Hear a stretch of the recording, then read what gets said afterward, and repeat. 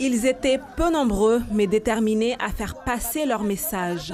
Ces agents hospitaliers et habitants de la Petite Terre ont appris qu'à la fermeture de l'hôpital de Dzaoudi, les lits en médecine ne seront pas transférés à l'hôpital Martial Henry à Pamandi.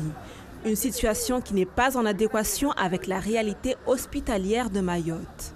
Ça, ce sera vraiment un problème grave, très grave, du fait qu'on va supprimer un service public de proximité à la population de la Petite Terre. Mais secondo, ça, ces 14 lits qui existaient en médecine à Dzaoudi, c'était des lits également qui nous aidaient pour pouvoir pallier au manque de lits à Mamoudzou. À chaque fois quand il y avait une personne qui devrait être hospitalisée à Mamoudzou et qui n'avait pas de place, cette personne était transférée à Dzaoudi.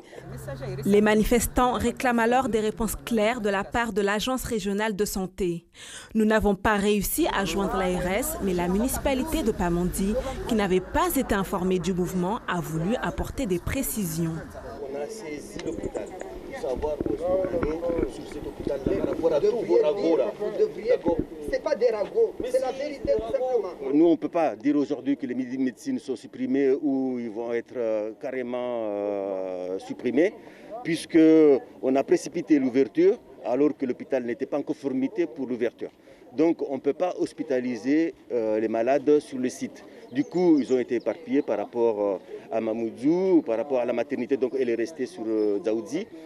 La médecine, les gens qui devraient être hospitalisés sont hospitalisés à Dzaoudi, mais cela ne veut pas dire que la médecine n'aura pas une place au sein du site de Pamandi. Une commission de sécurité et le SDIS 976 ont récemment effectué une visite de contrôle au sein de l'hôpital Martial Henry. Selon l'adjoint au maire de Pamandi, les conclusions ne permettent pas un fonctionnement total et efficace du site. L'ouverture officielle est donc reportée.